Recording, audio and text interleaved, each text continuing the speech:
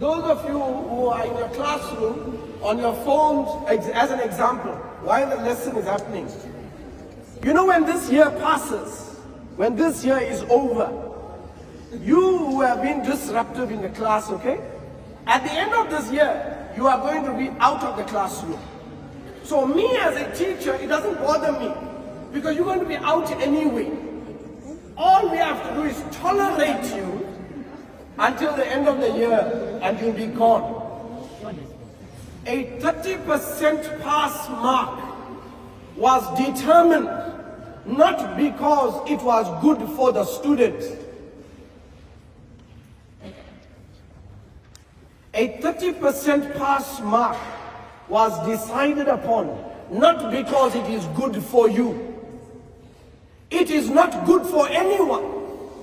But you know why it was decided that 30% should be the minimum mark? To get us out. Put it here. Not me. The 30% pass mark, you are right, was decided upon to get you out of the system. You get that? Yes?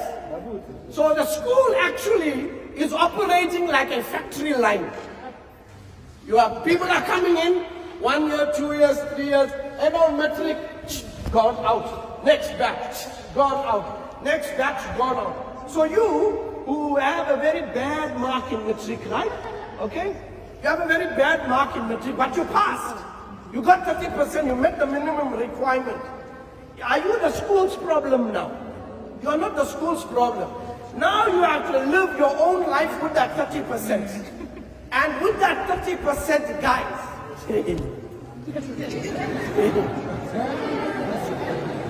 you can't do anything with that 30%. Yes. Let me tell you, you can't do anything, no nothing with that 30%. So even if you end up doing nothing with your life, absolutely nothing with that 30%, this school building here will still exist. And you'll get a new group of students coming here. This 30% is not designed for your success. This 30% is not designed for your happiness. This 30% is not designed for your future. This 30% is just designed to get you out as quick as possible, to make space for the next group of students. Yes, please. That is why we don't recommend striving for that 30%. This is what we recommend, guys. And I'm going to explain why we are saying that. Okay?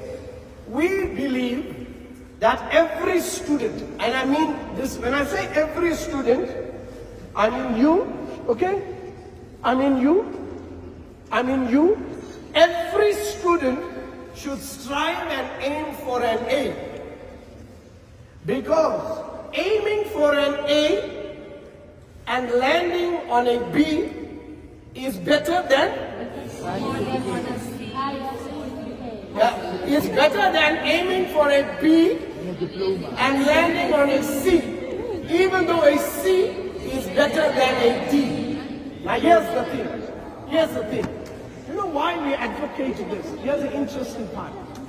You see, when you aim for an A, and you miss the mark, you miss the A, you will fall to a B or something lower, just but around there, okay? You will fall to a B or to a C. But if you aim for 30% and you fall from there, what do you fall to? You can only fall from if you are aiming for an A, you can only fall from that A to a B or a B to a C, right? Yeah. But if you are aiming for a 30%, you don't fall, you fail. Yes. Yeah. Okay? So, let me tell you, if your goal is to pass matric with a 30%, you will be struggling in your life for the rest of your life.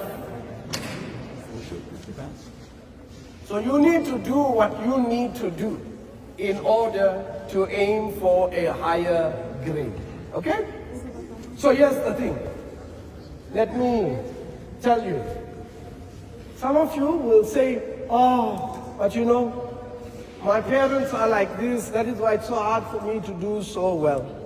Some of you will say, oh, but we don't even have food to eat, how are we going to have time to study?